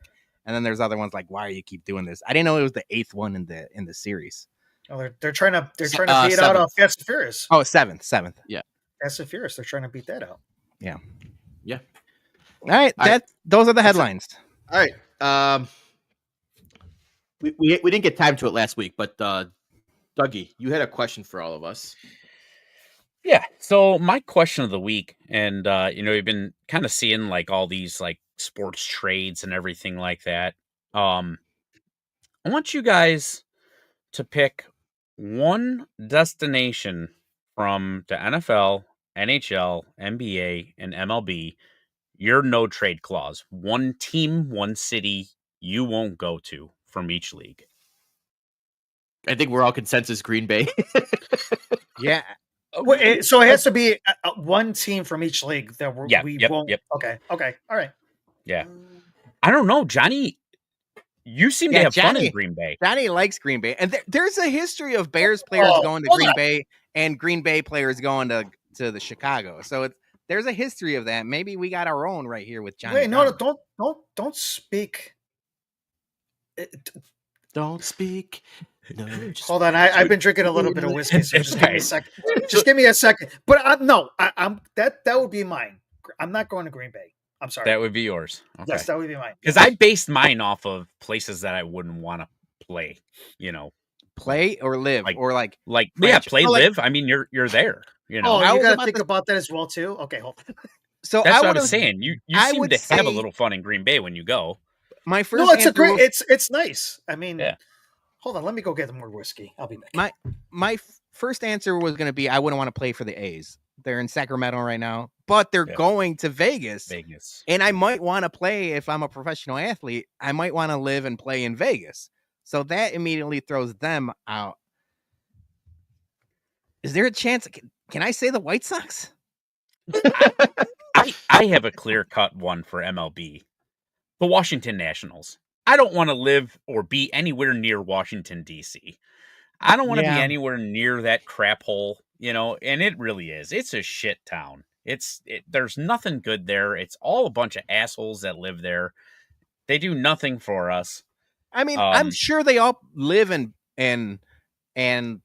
play like they're in Maryland, aren't they? Like it's mostly. Well, I mean, but then you could get traded to Baltimore and be in the same fucking area then. So Yeah. you're kind of screwed you on that could. point. But Baltimore does have good food. I've been. Yeah. Washington's just kind of a hodgepodge, whatever, and the one time I was in the DC area, it was just like being stopped for, like all these like cars whizzing around and shit like that, All right. So for NFL, I'm saying the Packers. I'm comboing NBA and MLB, and I'm saying Toronto because I don't want to fucking live in Canada. Okay. Okay. If I'm going hockey, I'm taking Columbus because I don't want to live in the fucking middle of Ohio. That's hockey. There's some bad cities in hockey. Columbus might be right out there. Now, granted, with hockey, the same shit could happen with Canada. You could get Calgary or Edmonton. Well, I was going to say Winnipeg. Nobody lives in Winnipeg, Winnipeg. yeah. But I feel like Columbus, Ohio is much worse than Winnipeg, Canada. So yeah, that's a good one. Ohio. Oh, I don't know. I would say I'd rather live in Ohio. Columbus than Winnipeg. My answer was going to be Winnipeg. Like Calgary, Calgary's nice, and like Vancouver's really nice. So it's like wouldn't mind. It's not the worst thing in the world if you're living in Toronto or Vancouver. But like Winnipeg, like I'd rather live in Columbus. At least go to Ohio State games in the fall or something. My NHL team would be Utah. that's a good one. Yeah, Utah. Like I forgot they exist. If I'm an athlete, I ain't trying to soak, baby. Well, you don't have to become their religion, Dougie.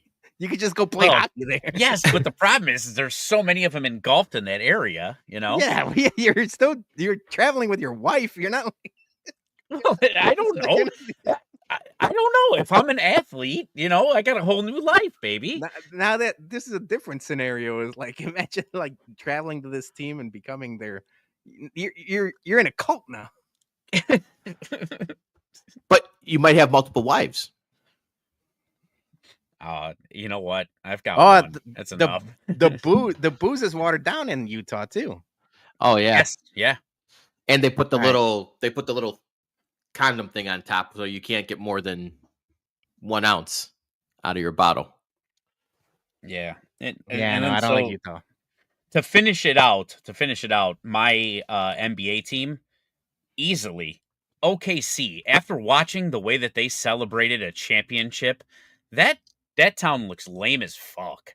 I mean, lame as fuck. So I'm just basing it off of this is supposed to be your glory time. It's supposed to be the biggest party of your life, and it looked lame.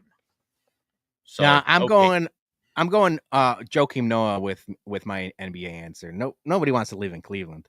Okay. I ain't trying to be a Cleveland Cavalier. No, thank you.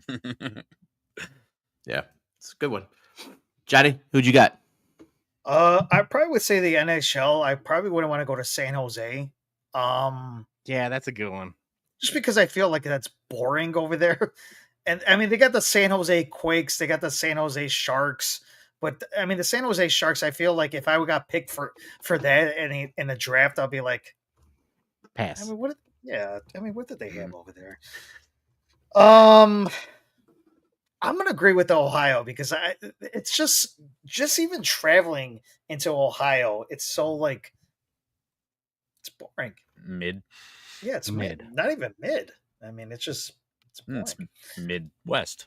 Yeah, Midwest. So, but yeah, I would say anything in Ohio. So, Cleveland. I mean, somebody was telling me even like the Cleveland, like the Hall of Fame and all that wasn't all that great. The Rock and Roll Hall of the Fame. Rock and Hall of Fame. Yeah. Oh shit. I forgot who was saying like that wasn't as great as that people like, make it out to be. So, I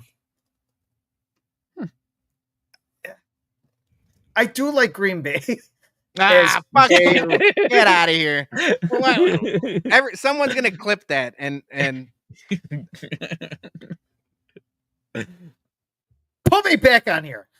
I like Green Bay, the town, the city itself, but I think my dad would disown me if I would ever be like, hey, yeah, the Green Bay Packers, they picked me for the NFL. I'm like, I'm out of the family. So I can't do that. I mean, it's just, that's just too, it's a family issue at that point. So yeah, I would no trick clause for group. So if it's like Utah or whatever, and I got to be a Mormon, does Johnny just only like exclusively breathe out of his mouth if he's in Green Bay? Yeah. Start wearing camo. Yeah. Sausage in every pocket. Carhartt. You look good in Carhartt, Johnny.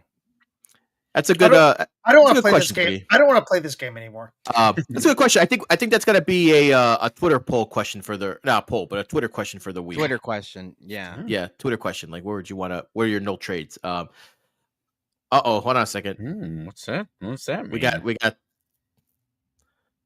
That could mean a litany of different things. I don't know which one specifically she's referring to, but just start confessing to him, and we'll let you know when we think it's the right one. Well, one of send it in the chat, Julie. Send it in the chat. Unfortunately, we're punting my Bologna brain segment because we're running late on time, and one of the questions was going to be about women's panties. So that's something that's going to have to wait. So maybe was that the secret? Maybe not. I don't know. Now Jason's intrigued. His eyes are lit up. This is the most awake he's. This is the most awake he's been in an hour. That's Victoria's secret. Green Bay secret. Oh. Yeah. Yeah. I don't know. The tea is getting spilled. I don't know what this is. I don't know. All right, we're gonna before we get to our bums and MVPs, we're just gonna play a quick ad for ourselves. ShySportsBums.BigCartel.com is the home for all Chicago sports bums merch. We have Bears, Hawks, socks, and bums merch available.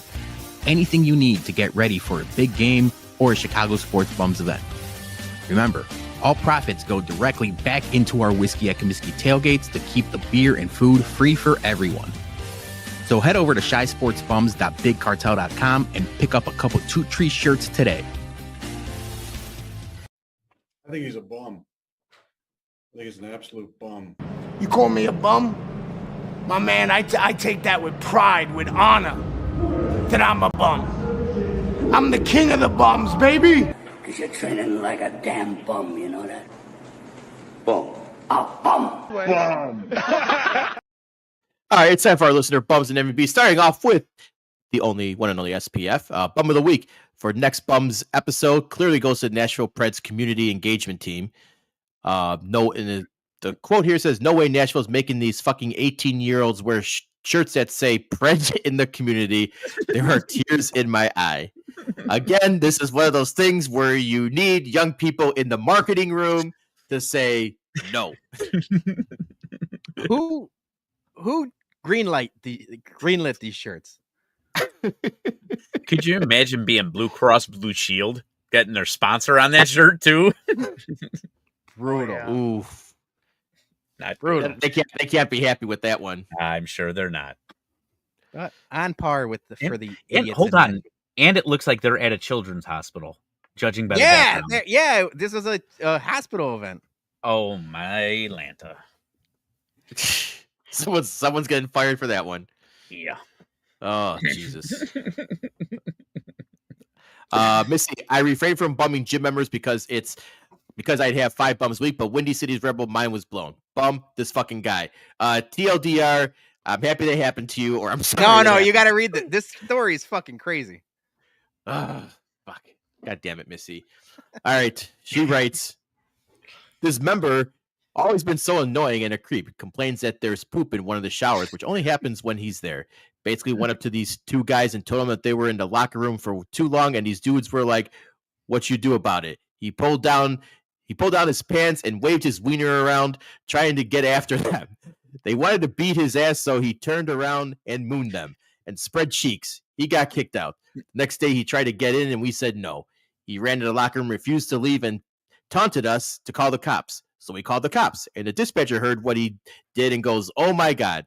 The guy came out, but put his stuff in the lobby and said, "Good luck getting me out." 4 squad cars roll up, crying. I think that's laughy face, or crying. The whole department def wanted to see this. He said, "Oh shit," grabbed his stuff and rushed out. Working with the general public is a thankless job.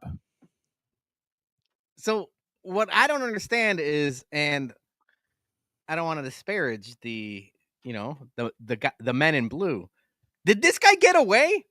Was there 4 cop cars called, and then it said that he grabbed his stuff and left? Yeah, Did he get away? This guy? No, they caught him. Oh yeah, Yeah. I was about to say. I'm like, this guy should be in jail for. Yeah, he was multiple- trying to. Yeah, they were trying to get. He was trying to leave, and then when he saw the cops, they thought he was basically bluffing. They thought they were bluffing, but they called the cops. They were right there, and they said, "Hey, get over here," and Get over here. Yeah, it's like Scorpion. Yeah, I saw a workout video today. Was this Ric Flair? Maybe. This was not Ric Flair. Waving the wiener around. Waving the wiener is sounds like a plane ride from North Korea. Yeah, and I heard he poops himself at bars now. That's yeah. That story came out or a couple weeks ago. Yeah. Next up is Steph, MVP. Ozzy Osbourne for giving the people one last performance from his chair. That was awesome. I saw the videos for that. I was gonna say I didn't want to say R.I.P., but good job to Ozzy in his career. Black Sabbath, great band, and he had all the health issues, and got just the fact that he got up there to do 4 songs. That's awesome to see. I think he did 8, but he was up there. There's a couple times he sounded. I mean, for his age and for his condition, I thought they sounded good. Yeah. So it was a good way it's a hell of a way to go out. And congratulations to Sharon Osbourne and one of the Slipknot members. He proposed to her, and they're engaged now. So this actually happened. Yes, this actually happened at that concert. So no. Yeah, not Sharon Osbourne. No, not Sharon Osbourne. That turns into a cuck chair situation. We don't want. No, not Sharon. What's her name? Oh, Kelly Osbourne. I'm sorry, Kelly Osbourne. Yeah. I forgot. She was there when all this stuff happened. Yes. So I just got my name. He can't move his chair anymore, so he's going to be like, "You sit there and watch me have sex." I'm sorry. This stuff happens on live podcasts, okay? I'm sorry. I made a fucking mistake. Okay? You want to talk about a crazy train? Yeah. Good night, everyone. That was good. That was a good one. Bum of the week, the rain in Texas. That's bum of the year right there. Yeah, that's fucking brutal. Yeah, thoughts and prayers to all the families and the people who lost their lives in that tragedy. I can't even imagine the horrendous toll that's taken on everyone in the community. Yeah. Taco, MVB, my gym crush. He finally showed up after 4 weeks. Bum of the week, my gym crush for being gone for 4 weeks and showing up with some dude and holding hands. I was about to say, can't trust them. Is the gym crush the guy in Missy's story? Oh. Well, also Jose replied back to this and said, "Tell about the bartender," and he's like, "We don't talk about that." And now I'm kind of want to know what the bartender story is too. So there's we got to tune into the Boneheads and Brewski's podcast. Yeah, I think they were live earlier, but we need Taco's in the comments. He's laughing. We need that story. Yeah, I keep telling him. Bring the raccoon everywhere you go. Bring Duke everywhere you go. Raccoon, he's a closer. He's the key. He's the key. Yeah. She would have showed up with some dude if the raccoon was there. That's true. Yep. All right. Oakland Tech bum. The unnamed brewery in Fox Lake, since it was more important to run free bingo than to clear off a table for paying customers. Hard to find good help these days. And we're not ones to throw reputable businesses under the bus, but a lot of the times the bums and MVBs that were there to name names. So I appreciate Rich, submitting his his bums at MVPs, but we need this Foxley's Brewery's name. Yeah. Yeah, it's probably Black Lung. He's on a roll. Good old Dougie. I was gonna say there can't be that many breweries in Fox Lake. It should be easy to figure out. Dougie nails it right away. MVP, the Burbank Americans baseball team, who won state for Little League seniors and are now headed to regionals next week in Peru, Illinois. There you go. That's awesome, man. That's a lot of your crew, Jason. That's a lot of St. Lawrence Vikings. He is. Joey P, bum of the week. Fuck cancer. Absolutely. Yes. And it's going to be a lot of ones coming up. MVB, Bobby Jenks, forever etched in our hearts. Absolutely. King Ass, bum of the week. Driveway fireworks shows again, and as always, hashtag fuck cancer. Yeah. I had some fireworks going off in the neighborhood. And I don't mind if people are going to do shit off the street. My complaint is don't put it in the middle of the intersection where cars can potentially run over. Push it. If you shoot it off, take a push broom, push it aside, or keep it closer to the curb. Don't put it in the middle of an intersection. We had our neighbors. We're at a corner at a T intersection where the stop sign is. He was lighting what looked like a Chicago White Sox home run display for hours. Like, we went out there and I'm like, let's go see the fireworks. You might as well. They're free and they're right by our house. We went out there, took Landon and Scarlett. They were so close and so big.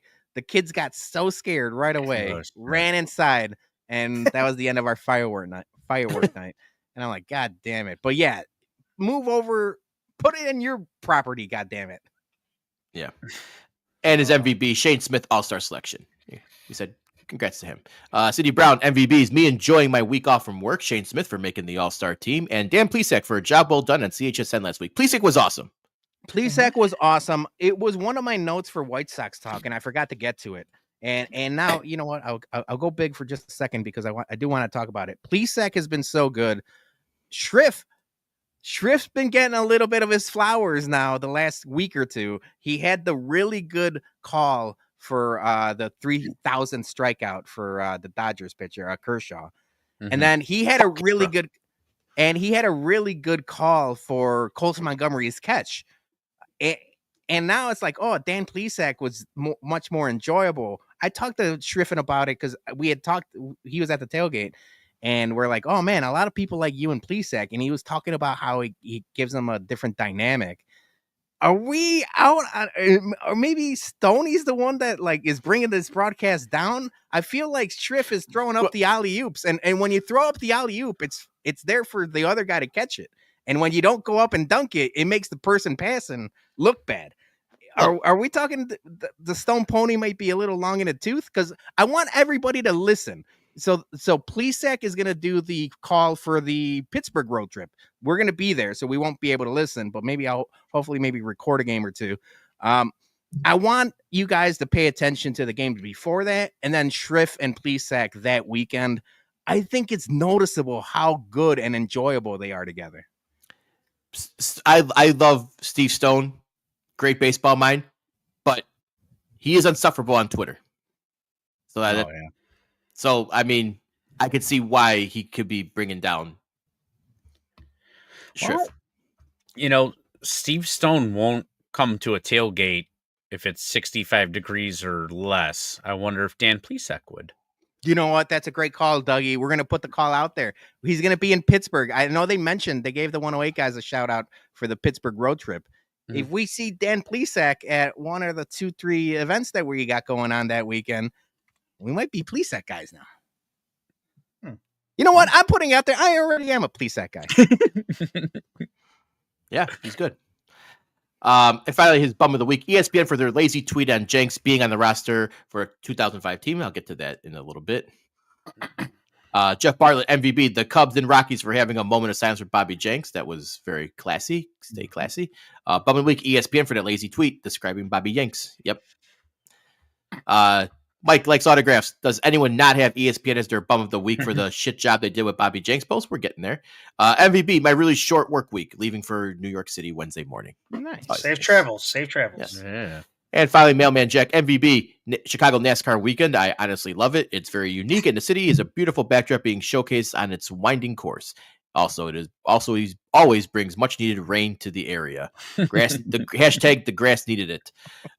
With the week, yeah, fuck cancer. Yep. Yeah. All right. So I'll kick us off then with bums and MVBs because Nope.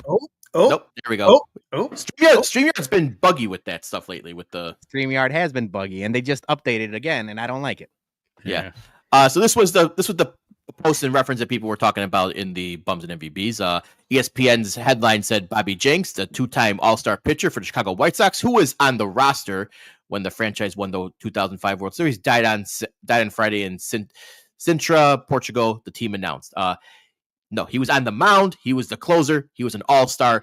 All those were acceptable bylines, except they just put that he was on the roster like he was some kind of just throw-in bench player, and he was not. He was a main guy, all-star. Fuck you, ESPN, and whoever wrote that. Even the thumbnail picture. Lazy as fuck.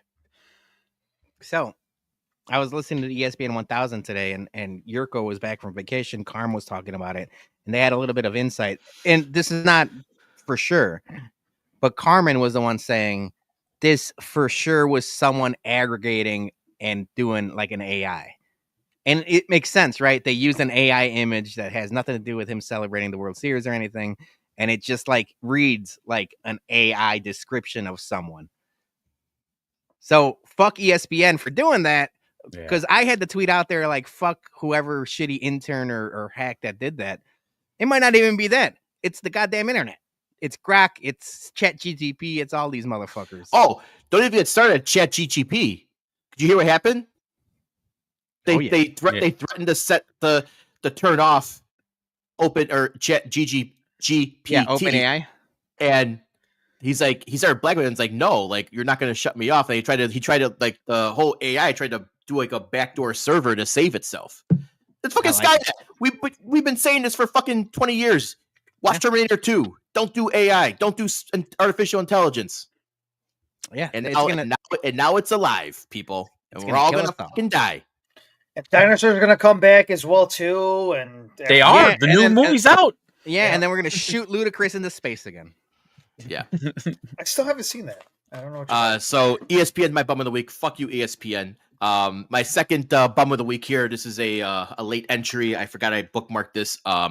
We like to say we're Gen Z's favorite podcast. Mm-hmm.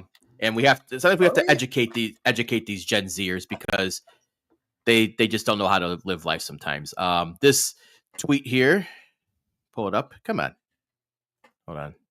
God damn. This is a new thing from Merriam-Webster, I should say. While retirement typically occurs after completing a career and saving for investing in it, a new trend is emerging among Gen Z career professionals called micro-retirement. Micro-retirements involve taking a 1 or 2 week break from work every 12 to 18 months. That's Dougie. Gen Z is using micro-retirement to avoid burnout, greater fulfillment of their work, blah, blah, blah. However, it's vacations. The word is vacations. You don't need to rephrase micro-retirements. It's a vacation. And number 2, who the fuck is taking a vacation once a year, once every year and a half? You get 3, 4, 5 weeks. Take it micro retirement every 3 months, every 4 months. Wait, hold on. I feel like you're yelling at Dougie right now. No, I'm not yelling at Dougie. I'm yelling at this like if you want to avoid burnout, don't be taking a vacation once a year, once every year and a half. Take it when you need it. Then you don't get burned out. But don't call it a micro retirement. It's a vacation. Changing words. Yeah, and to tell you the truth, vacations don't help with burnout. We had a long weekend. Our podcast is titled Long Weekend Fatigue because Jason and Dougie are basically asleep on the podcast because they were drinking till 2 in the afternoon or 2 in the morning. I'm actually kind of They don't help. I was no regrets. Yeah. I have no problem with people taking like of vacation time and stuff like that. But don't call it a micro retirement. That's so stupid. Honestly, when I first started reading that, the one thing I have been hearing, and I don't think they call it micro retirement, but it's like whenever they like leave a job, they'll take like a month or something off. Quiet quitting was the quiet quitting thing? Yeah, is that what it's called?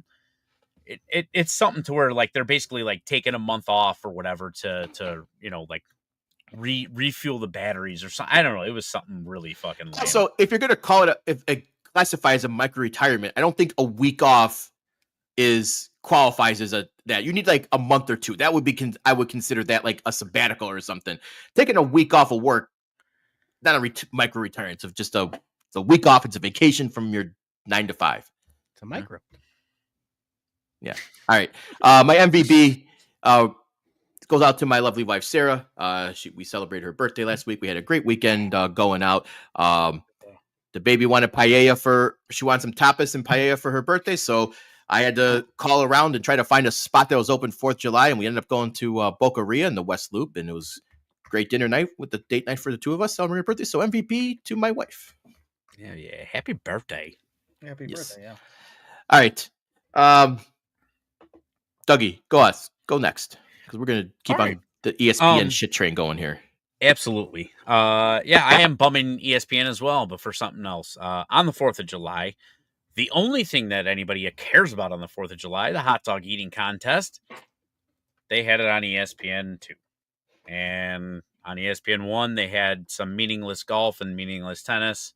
And I mean, you know meaningless what? Golf. Hey, Golf this is my gets segment. more ratings than your fucking ice hockey ballerina dancers. This is a Saturday, a meaningless round. I want my hot dogs. It's the 4th of fucking July. There's nothing more American than hot dogs. I want my hot dogs on ESPN 1. Let those, people with their silent claps go on ESPN 2. See, now you're arguing the wrong argument. If you it feels good. If you really want the hot dog eating contest to really get to the next level, and we are considering it a primetime sport, you need it on ABC. That's exactly. JT's got it here. Don't even put it on ESPN. We've been shitting on ESPN for a half hour. ESPN's a dying breed. Put it on the main ABC on primetime. Not even. It starts at 10 in the morning. It's like the main event's like at noon. Give me 7 o'clock before the fireworks start. Prime time 4th of July hot dog eating contest, or get the fuck out. I'm not mad at that. You know what ESPN 2 had on yesterday during the afternoon?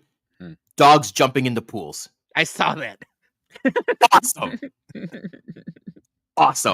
I was like, the fact that Peter was like, yeah, I saw that. I was home. Good TV. Good TV. They put like a treat, like a stick out in the middle of the pool, and the dogs are jumping off platforms, seeing how far they can jump off to catch it. It was awesome. All right. Yeah. Anything else, Dougie? Yeah. And so second bum of the week is going out to people who don't courtesy wave. Oh yeah. Don't be lazy. You know what? If somebody's letting you into traffic, the decent fucking thing to do as a human is give them the thank you. Can you just? It takes 2 seconds, 2 fucking seconds. Be a decent human being. That's what's wrong with this world. You got people that just entitle and feel that it's okay to just cut into traffic and like I should let you in. Say thank you. Don't be an asshole. Make traffic great again. Yeah. Make traffic great again. And quick little MVP. I want to give a little shout out to the Cubs. That was awesome what they did for our guy. Yeah, that was nice. Yeah, except for that one guy who replied to Prez's tweet that it's soft. Him. Yeah, it was soft because he didn't play for the Cubs. Fuck you. What a mean. Yeah. Peter, you're up. Yeah, fuck that. All right. Quick MVP goes out to our guy and the culinary master of Lot B. This motherfucker. It's Jared. It's Jared Ingersoll. He had a tweet earlier this week. He had a hot dog with some arrachera. Fight me today. He had some hot dog with some arrachera. I said, "This is a beautiful. This is a beautiful sight." I don't know how we had never thought about it. So I was at my parents' house yesterday. We had a nice little barbecue before the Gold Cup Mexico USA game. We had some arracheras, we had some hot dogs, we had some green salsa, and I did it. It was a poppy seed bun, which is beautiful. It was a poppy seed bun, a really nice hot dog, and then some arrachera with green salsa on top of it.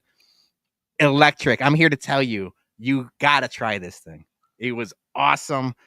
It's a great idea. I have it out. I mean, I should have uploaded the picture, but it's on my Twitter page right now. You guys can go see it. It's a beautiful, beautiful culinary dish. And this is after he did the Lot B combo with some firewater barbecue a couple weeks ago. So Jared's an ideas man when it comes to food. So I appreciated it. And I wanted to give him a quick shout out today. What type of weenies was it? They were ballpark. So I didn't bring I would have chosen a Vienna Vienna beef hot dog. I was a guest. You were a guest at your parents' house. You were a guest. I bought the hamburgers. I didn't bring the hot dogs. Okay. I was just gonna say I was late to the whole slander on the Twitter battle thing that was happening, all that shit that was being talked about me. But the one thing that did over me, I had like just an overwhelming joy was that the arrachera just wasn't off the grill. That made me It was not off the grill. It was not off the grill. That's a deep cut. This is a deep cut. I like that. Oh, it wasn't? The arrachera was not off the grill? I mean, it was, but it was not straight off the grill. Not straight off the grill like Jason was arguing that one time. That's a deep cut for the drafty pod. If you guys haven't. R.I.P. R.I.P. And then I'm jeez, okay. We're taking a shot at Brent. I like this. I like when we're contentious. That's Jason. That was Jason. Was Jason right there. It feels good right now. My bum of the week, and we talked about this leading up to our bum of the week, bum of the year tournament, that we're not gonna do like vague generalities and like just vague topics. So I have to specify. I right now am sitting through traffic hell to and from work and during work every goddamn day because there's construction on 79th, 87th, 95th, and Southwest Highway. I live in Palos, closer to Roberts. If I'm trying to get to anywhere past Ridgeland right now, what used to be a 10-minute drive is now taking 30 to 40 minutes. So, and there's no way around it. I have to go miles in each direction to try to avoid it, and it just makes no sense. I'm sitting in traffic hell. I don't know who I'm bumming. I don't know if it's the state or local governments, the construction crews, the companies, whoever scheduled it. I am sitting in hell. I know there's a couple people, we've talked about this in the Hills group chat. Zoe, Jackie, Missy. We all know we're all sitting through hell right now in traffic. Rich Bissett is one of them. Like, it sucks, and we got to fix it because I got nowhere to. I hate dude. The one thing I feel like I'm of all. Maybe this is wrong of me to say. Of all the bums, I feel like I am the least hot-headed. Would you consider that to be true or no? No, I'd say Dougie's the least hot-headed. You're the worst. You're the worst. No, you're the worst. See, look at the way he's look at the way he's talking to me. Traffic drives me up the wall, and I'm just sitting through it every day. So I hate it. We got to figure it out. They finally finished the bridge in downtown Naperville on Washington Street after like 8 years. Did they really? Yeah, it's finally done. God. That thing took multiple years to fix one little 20-foot bridge. That thing killed Barlouis. Yeah, killed Barnes and Noble too. It killed a whole bunch of chops over there. Hey. All right, Johnny, you're going to take us home because you're going to tell us all about how much kids suck. No, that's not how I told you guys how this story went. So tell us about those motherfucking kids. But we're going to talk about these kids. So, yes, on Saturday, me and Missy and with some of her family, we went to the beach, and there was a couple families there. It's a shared beach, beautiful lake, and see, look at even Missy knows what I'm talking about over here. And there was this family that was like right next to us, and they had 2 kids, and kids are going to be kids, man. I have a kid. I have a daughter. Kids are going to be kids. So it is what it is. I don't care about stuff like that. They were playing with the sand and stuff like that. It was windy outside. It was windy. So the sand was coming anytime they would like play with that didn't bother me. What bothered me is that these kids, the way that they were digging up the sand was literally, the sand was coming in the direction of us.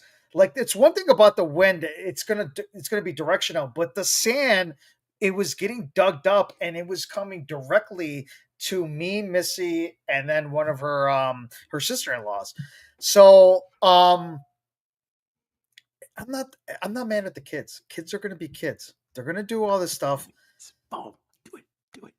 The parents are not doing anything about this, or not apologizing, or not, they're not saying, oh, hey, don't do that or anything. They're looking at what is going on, and they're not even doing anything about it.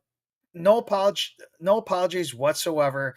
I'm not even blaming the kids. I'm blaming the parents over here for not doing anything at that time, because they saw what was going on and they just like let it happen. So, I mean, no. The parents are on vacation. Get the fuck out of here. Retirement from micro retirement. Yeah, fuck that. I'm saying the fact that they were just sitting there and they saw this stuff going on, and all this sand was literally forget about me. This was the sand was coming out. It was a long dig, and they were just the sand was going over there. So I'm gonna say, yeah, screw those parents. So I'm sorry. Now, did you have like a Bears hat on or something, and then they were Packers fans, and they used their kids to attack you? Passive aggressively. I had an America shirt. It was the 4th of July weekend. I had nothing Bears. Maybe they recognized you from a world famous podcast and anti-American. No, anti-American. Looks like that guy that used to have a mustache. I'm sorry. Do they have designated beach areas for 55-year-olds? Are you kidding me? Are you kidding me? Don't tell me that there's sand that would come directly over by your area and you wouldn't say anything. Come on. Bear Speedo, maybe. Yes. No. I'm sorry. It's not the kid's fault. I'm not even blaming the kids. Wait. Hold on. What is this? They're throwing snakes now in your. Oh yeah, there was also snake. That was crazy. Yeah, there was also a snake as well too. You buried the lead of the story because Missy's Twitter account had like a snake in water, and she's they put snake. Yes, there was also another snake that was going over there as well too. These people put the snake right next to us. So I mean, it was a lot of stuff going on. Yeah. If kids are being bad in public, I feel like you should be okay to yell at those kids. As long as they're not my kids. Yell at any kid you want. Well, you know what? Actually, Missy, she yelled she didn't yell at the kids, but she was just kind of what the hell, type of in general. Yeah. In general, yes. Because the sand kept on coming over on our way, and the fact that it was directional. You know what I'm saying? I could understand if it was windy. I totally get that. I'm not even blaming the kids for this stuff because they didn't know at that certain point. It is what it is. You should have fought back, Johnny. You got the muscles. Do this. Dig faster. Yeah, stand in their eyes. Give it right back to them. They dig it your way. You fling it right back. Just use. Yeah. Get those early muscles going. Hold on. I was having a good time. I had my music on. It was cloudy. It was a beautiful, beautiful day. It was windy. It was perfect. I'm not doing that. I'm not yelling at anybody else's kids. Now, if they attacked my kids or something like that, yeah, I'm gonna have a fucking problem with that. But like I said, they didn't know, and the kids, I think the kids were more apologetic than the parents. That's what I'm saying is that the parents didn't do anything about this. Like the kids were like, "Oh, I didn't see," and they didn't know. So, bum of the week, kids. I'm not bumming. No, it was the parents. Kids and parents. Yeah, kids and parents. Bum of the week, Wisconsin kids. Yes, forever and always. One last MVB. I'm looking at the comments. Brett Hafner's in the comments. It's his birthday today, Yeah. and Yes, he's his birthday, Happy yes. birthday. and is spending his birthday enjoying the BumCast. That's a great way to spend a birthday. So kudos Yes. to Brett Hafner. Yeah. Yeah. Happy and birthday, MVB to Brett. He was at the Milwaukee game, so we got to see the great Andrew Vaughn hit a 3-run dinger. That's right. Yeah, and these Brewer fans are already starting to like think that was a great trade, and I had to put them in their place. Like, you've never seen Andrew Vaughn, you're thinking he's robbing Yount, so tread lightly. Wait till you get the Golden Spike stories. All right, so that is our show tonight. Before we go, though, 2 quick announcements for the upcoming weeks. We have some special guests coming up because we're going to be talking Sox with some heavy hitters here. So next week, we're going to have Sean W. Anderson from CHGO. He's going to be coming on talking Sox, talking first half, talking draft. And then we're going to have Elijah Evans from Future Sox. He's going to be on the 21st. And we're going to be breaking down more of the draft and the prospects, as well as what we're seeing in the minors right now. So me and him have to ping pong a little farm report action going on here now. So you got to add him with the straw. You got to add him to the Yeah, so got the longer straw. Yeah, make sure you're with us for the next 2 weeks. We got some great guests talking Sox with us. And then, as we mentioned earlier, we'll be on site Sunday at the Hyatt Regency for the World Series reunion autograph show. So make sure you stop by if you're going, say hello, come shoot the shit. But thanks to everyone who commented, who liked, and just had a good time with us. We'll see you all next week. Have a great week. Cheers. Bye.